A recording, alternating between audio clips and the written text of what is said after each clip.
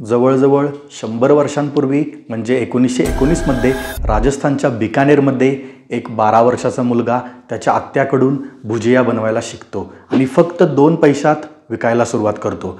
त्याला हे माहिती नव्हतं की हाच भुजिया एक दिवस हजारो करोडोच्या बिझनेसचा पाया बनणार होतं आणि एक दिवस संपूर्ण जगामध्ये लाखो भुजियाच्या पॅकेट्सवरती हल्दीराम असं प्रिंटेडमध्ये नाव येणार होतं।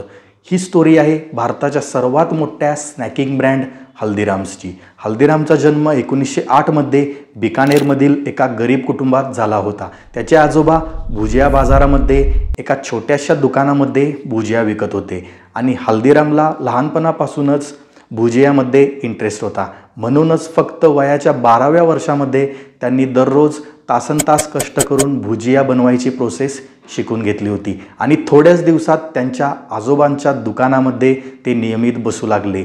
परंतु ते त्यांच्या आजोबांसारखे भुजिया विकून फक्त थोडेसे पैसे कमवून सॅटिस्फाईड होणाऱ्यातले नव्हते, तर ते त्यांच्या व्यवसायाचा विस्तार वाढवणार होते। हल्दीराम जे भुजिया विकत होते ती बेसनपासून बनवली होती, पण त्यांनी बघितलं की राजस्थानच्या लोकांना मटकीची डाळ खूप आवडते।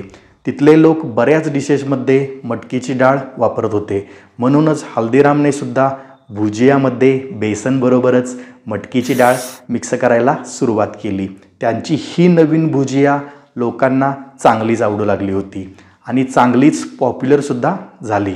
पण ते इथेच नाही थांबलेत, तर त्यांच्या हे लक्षात आलं की त्यांच्या या भुजिया आकाराने मोठ्या आणि मऊ आहेत, पण जर या अजून पातळ आणि खुसखुशीत बनवल्या तर कस्टमर्सचा खायचा एक्सपिरियन्स चांगलाच सॅटिस्फाईंग होऊन जाईल। शेवटी अनेक प्रयत्नानंतर फायनली त्यांनी एक परफेक्ट अशी पातळ आणि खुसखुशीत अशी भुजिया बनवली। या नवीन पद्धतीने तयार केलेल्या भुजियामुळे सेल कमालीचा वाढला। त्यानंतर मात्र हल्दीरामचा प्रयत्न हा फक्त भुजियांपर्यंतच लिमिटेड राहिला नाही। मार्केटमध्ये अशी अनेक दुकाने होती जी भुजिया विकत होती, पण हल्दीराम असा विचार करत होते की इतर भुजियापेक्षा कस्टमरच्या डोक्यात हल्दीरामच्या भुजियाबद्दल एक वेगळी इमेज निर्माण व्हावी। हल्दीरामला माहीत होतं की राजा दंगर सिंग बिकानेरचे सर्वात पॉप्युलर राजा होते आणि जनता त्यांचा खूप रिस्पेक्ट करत होती। यामुळेच हल्दीरामने आपल्या भुजियाचे नाव महाराजा दंगर सिंगच्या नावावरून दंगरसेव असे ठेवले होते। या नवीन ब्रँडिंग बरोबरच त्यांनी याची किंमतसुद्धा वाढवली आणि कस्टमर्सनी सुद्धा याच किमतीला ती आनंदानं ॲक्सेप्ट केली। पण पुढच्या काही वर्षामध्ये हल्दीरामने आपल्या 2 भावांबरोबर मिळून बिझनेसला चांगलंच एस्टॅब्लिश केलं आणि आता वयाच्या 36व्या वर्षामध्ये त्यांच्यासोबत पत्नी आणि 3 मुलं होती, जे अत्यंत गरिबीतून पुढे आली होती। हल्दीरामसाठी सगळं अत्यंत चांगलं चाललं होतं आणि इतक्यात 1944 मध्ये त्यांच्या आयुष्यात एक मोठा ट्विस्ट आला। घरातल्या व्यक्तींचे, खास करून स्त्रियांचे एकमेकांसोबतचे जे रिलेशन बिघडू लागले, वाद इतके वाढले की शेवटी हल्दीरामला घर सोडून वेगळं व्हावं लागलं। पण अडचण अशी होती की घराबरोबरच हल्दीरामला बिझनेसमधून सुद्धा वेगळं करण्यात आलं। ज्या बिझनेसला हल्दीरामने जीवापाड मेहनत करून उभं केलं होतं, आज त्याच बिझनेसमधून त्यांना एक फुटी कवडीसुद्धा मिळाली नाही आणि ते अचानक आपल्या कुटुंबाबरोबर रस्त्यावर आले। परंतु जबाबदारीमुळे त्यांच्याजवळ भावनिक होण्याचा टाईम अजिबात नव्हता। हल्दीरामने लवकरात लवकर स्वतःला सावरलं आणि कामाच्या शोधात ते फिरू लागले। मार्केटमध्ये कामाच्या शोधात फिरत असताना कोणीतरी त्यांना हाक मारली। जेव्हा हल्दीरामने पाठीमागे वळून बघितलं तर पाठीमागे त्यांचा लहानपणीचा मित्र उभा होता।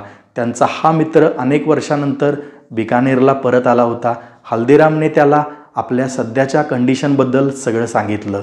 बऱ्याच वर्षापूर्वी हल्दीरामने या मित्राला 200 रुपयाची मदत केली होती आणि त्याने सुद्धा ही मदत विसरली नाही।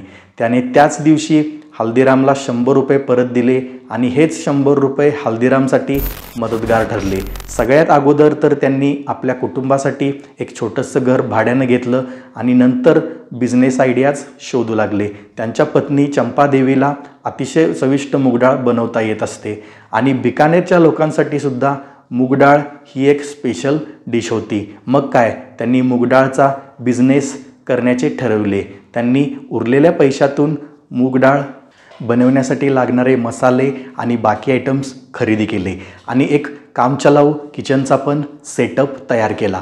ते दोघेही सकाळी लवकर उठून मूगडाळ बनवू लागले आणि नंतर हल्दीराम पूर्ण दिवस मार्केटमध्ये फिरून तिथल्या लोकल कामगार व ऑफिसला जाणाऱ्या लोकांना ती मूगडाळ विकू लागले आणि थोड्याच दिवसामध्ये त्यांनी मूगडाळबरोबर त्यांची ओरिजिनल पॅशन असलेली भुजियासुद्धा ते विकू लागले. हार्डवर्क, टेस्ट आणि क्वालिटीमुळे त्यांचा एक लॉयल कस्टमर बेस तयार झाला आणि काहीच दिवसात त्यांनी एक छोटंसं दुकान रेंटवर घेण्यासाठी पैसे जमा केले.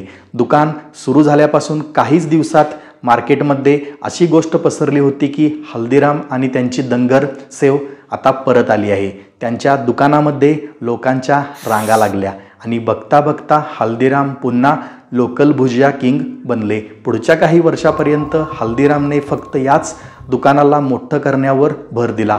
परंतु पुन्हा 1950मध्ये असं काही घडलं जे त्यांच्यासाठी एक खूप मोठा टर्निंग पॉईंट ठरणार होतं. एकदा हल्दीराम आपल्या मित्राच्या मुलीच्या लग्नासाठी कोलकात्याला गेले होते आणि तिथे त्यांनी सगळ्या पाहुण्यांसाठी भुजिया बनवली होती आणि जेव्हा त्यांनी भुजिया खाल्ल्यानंतर पाहुण्यांची रिॲक्शन बघितली तर ते खूप सरप्राईज झाले. त्या पाहुण्यांना भुजिया एवढी आवडली होती की ते कौतुक करू लागले होते आणि लगेच ते हल्दीरामला क्वांटिटीमध्ये ऑर्डर्स देऊ लागले.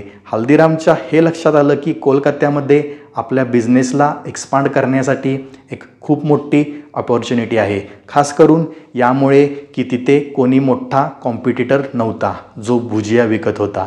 1995मध्ये हल्दीरामने आपला छोटा मुलगा रामेश्वर लाल आणि सगळ्यात मोठा असलेला नातू शिवकिशन याला कोलकात्यामध्ये बिझनेस सेटअप करण्यासाठी पाठवलं. तिथं पण त्यांची सुरुवात एका छोट्या घरातून आणि फक्त 8 स्क्वेअर फूट दुकानातून झाली होती. सुरुवात तशी स्लो होती, पण इथे सुद्धा माउथ पब्लिसिटीमुळे त्यांचा बिझनेस चांगलाच विस्तार करू लागला होता आणि बघता बघता ते दिवसाला 150 ते 200 किलो भुजिया विकू लागले होते. आणि खास करून बंगाली कम्युनिटीला अट्रॅक्ट करण्यासाठी त्यांनी तिथल्या टेस्टनुसार बंगाली मिक्सचर नावाचे नमकीन लॉन्च केलं होतं, जे चांगलंच सक्सेसफुल झालं. पुढच्या 12 वर्षात हेच त्यांचे दुकान 8 स्क्वेअर फूटवरून वाढून 25 स्क्वेअर फूट इतके झाले आणि बिझनेससुद्धा प्रतिवर्ष डबल होत होता. एक मोठं शहर असल्यामुळे कोलकाता ब्रांचचा बिझनेस आता बिकानेर ब्रांचपेक्षा सुद्धा बराच मोठा झाला होता. 1968पर्यंत हल्दीरामची तिन्ही मुले वेल सेटल्ड झाली होती. त्यांचा मोठा मुलगा मूलचंद बिकानेरचा बिझनेस सांभाळत होता. सतीदासने कुटुंबापासून वेगळं होऊन स्वतंत्र दुकान सुरू केले होते आणि रामेश्वर लाल कोलकात्याचा बिझनेस बघत होता. असे असल्यामुळे हल्दीरामला दिवसभर दुकानामध्ये बसावे लागत नव्हते.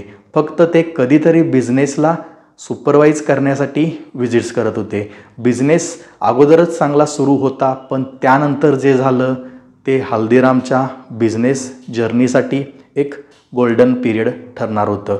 हल्दीरामचा सगळ्यात मोठा नातू शिवकिशन, जो अजूनपर्यंत कोलकाता बिझनेसमध्ये त्याच्या चुलत्याबरोबर काम पाहत होता, त्यांनी 1968मध्ये नागपूरमध्ये हल्दीरामची ब्रांच सुरू करण्याचा निर्णय घेतला होता.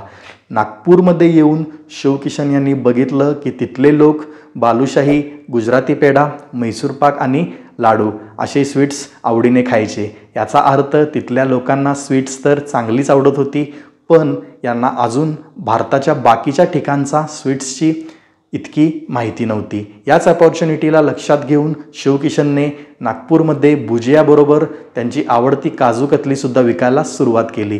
सुरुवातीला याच्या विक्रीला म्हणावा इतका रिस्पॉन्स नाही मिळाला, म्हणून शिवकिशन त्यांच्या कस्टमर्सला फ्री सॅम्पल्स देऊ लागले.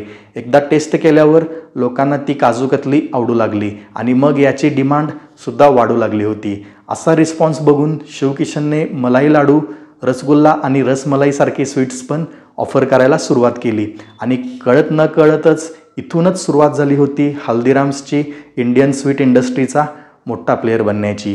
1971पर्यंत नागपूरमध्ये हल्दीराम्सचे 2 आउटलेट्स ओपन झाले होते, पण शिवकिशन तिथंच थांबणाऱ्यातले नव्हते. एक दिवस शिवकिशन कीर्ती नावाच्या रेस्टॉरंटमध्ये गेले होते आणि तिथे त्यांना एक गोष्ट दिसून आली की ते रेस्टॉरंट फक्त डोसा आणि लस्सी विकत होती आणि तिथं कस्टमर्सची गर्दी पण जास्त होती. तिथूनच शिवकिशन यांना आयडिया आली हल्दीरामला एका दुकानातून रेस्टॉरंटमध्ये कन्वर्ट करण्याचे. मार्केटचा स्टडी केल्यानंतर त्यांना माहीत झालं की महाराष्ट्रामधील लोकांना साऊथ इंडियन डिशेस खूप आवडतात, जसे की डोसा आणि इडली. आता त्यांना आपल्या रेस्टॉरंटमध्ये बिकानेरचे फेमस स्नॅक्स समोसा आणि कचोरी ठेवायची होती. पण पहिल्यांदा त्यांना कस्टमर्सला आपल्या रेस्टॉरंटपर्यंत आणायचं होतं, म्हणून त्यांनी सुरुवातच अशा डिशेसपासून केली होती की ज्यांची तिथे डिमांड होती, म्हणजेच डोसा आणि इडलीपासून. शिवकिशनने एक 30 लोक बसतील इतकी कॅपॅसिटी असणारे रेस्टॉरंट सुरू केले आणि लगेचच त्या हॉटेलमध्ये कस्टमर्स वाढले. या कारणास्तव त्यांनी रेस्टॉरंटची सिटिंग कॅपॅसिटी वाढवली आणि मेन्यूमध्ये समोसा आणि कचोरी पण ॲड केले. जे कस्टमर्स डोसा आणि इडली खायला यायचे, शिवकिशन त्यांना समोसा आणि कचोरीसुद्धा टेस्ट करायला देऊ लागले. आणि जसं काजू कतलीच्या बाबतीत झालं होतं, अगदी तसंच आता सुद्धा झालं. एकदा का कस्टमर्सने समोसा आणि कचोरी टेस्ट केली तर त्यातील बरेचसे कस्टमर्स त्यांचे रेग्युलर कस्टमर झाले. पुढच्या काही वर्षात नागपूरमध्ये हल्दीरामचे मल्टिपल आउटलेट्स सुरू झाले होते आणि याचमुळे हल्दीराम्स नागपूरमध्ये फक्त एक भुजिया बिझनेस न राहता त्याहून मोठा एक इंडियन स्नॅक्स, स्वीट्स व रेस्टॉरंट बिझनेस म्हणून नावारूपाला आला होता. 1975मध्ये कोलकाता ब्रांचचे रामेश्वरलाल फॅमिली बिझनेस स्ट्रक्चरपासून वेगळं होऊन इंडिपेंडंट होतात. त्यावेळी एक ॲग्रीमेंट केलं गेलं ज्याच्या अकॉर्डिंग रामेश्वरलाल वेस्ट बंगालच्या बाहेर बिझनेस करू शकणार नव्हते आणि मूलचंद आणि त्यांचा मुलगा वेस्ट बंगालमध्ये बिझनेस करणार नाहीत असं फायनल केलं होतं. इथपर्यंत तर हल्दीराम्सची नागपूर ब्रांच चांगली बिझनेस करत होती, परंतु शिवकिशनच्या डोक्यात याहून मोठे प्लॅन्स सुरू होते. ते एका अशा शहरामध्ये आपल्या बिझनेसचा विस्तार करणार होते जिथे हल्दीरामला एक नॅशनल लेवलचे ब्रँड म्हणून ओळखले जावे आणि ते शहर होते भारताची राजधानी दिल्ली. दिल्लीमध्ये विस्तार करण्यासाठी शिवकिशनने त्याच्या छोट्या भावाला निवडले, ज्याचे नाव होते मनोहरलाल. मनोहरलाल तोपर्यंत बिकानेरमधील बिझनेस सांभाळत होता. शिवकिशन यांना त्याच्यामध्ये भरपूर पोटेन्शियल दिसत होते. 1982मध्ये मनोहरलाल त्याच्या मधुसूदन नावाच्या छोट्या भावाबरोबर दिल्लीमध्ये आले आणि तिथे त्यांना दिसलं की चांदणी चौकमध्ये स्नॅक्स विकणारे अनेक कॉम्पिटिटर होते. त्यांनी त्यांच्या संपूर्ण आयुष्यात बिझनेसमध्ये एवढी कॉम्पिटिशन बघितली नव्हती. पण चांगली गोष्ट अशी होती की तिथे कॉम्पिटिशन बरोबरच डिमांड पण जास्त होते. मनोहरलालने शिवकिशनच्या मदतीने त्यांच्या दुकानासाठी जागा खरेदी केली आणि 1983मध्ये बिझनेस सुरू केला. पुढच्या एका वर्षापर्यंत दिवस रात्र एक करून त्यांनी मार्केटमध्ये त्यांची रेप्युटेशन तयार केली आणि इतक्यात एक अशी घटना घडली की 1984मध्ये एक अँटीशिक राईट्सने दिल्लीला हादरवले होते आणि याच दरम्यान मनोहरलालचे वर्कशॉप आणि घराला आग लागली. पुढच्या 2 महिन्यापर्यंत हल्दीरामचा दिल्लीचा बिझनेस पुन्हा शून्यावर येऊन पोहोचला होता. पण मनोहरलालने हार मानली नाही. त्यांनी नागपूर आणि बिकानेरमधून आर्थिक मदत घेतली आणि दिल्लीमध्ये एक नवीन 300 स्क्वेअर फूटचे वर्कशॉप घेतले आणि बिझनेसला पुन्हा रिस्टार्ट केलं.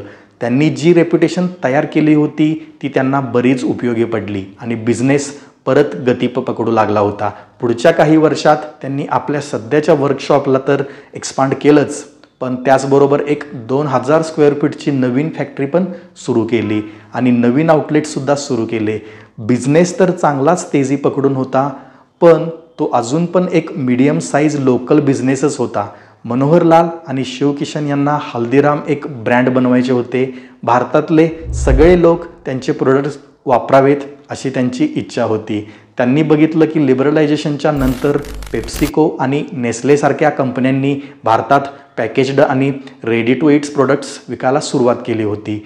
इथे हल्दीरामला एक फार मोठा मार्केट गॅप लक्षात आला की या फॉरेन ब्रँड्स मार्केटमध्ये फॉरेन कल्चरचे फूड आयटम्स पॅकेज्ड फूड म्हणून विकत होते, पण इथे कोणीच इंडियन कल्चरचे फूड आयटम्स पॅकेजिंग करून सेल करत नव्हते. याच अपॉर्च्युनिटीला ओळखून हल्दीरामने सगळ्यात पहिल्यांदा त्यांची बिकानेरी भुजिया आणि आलू भुजियासारखे प्रोडक्ट्स नायट्रोजन पॅकिंगमध्ये विकायला सुरुवात केली।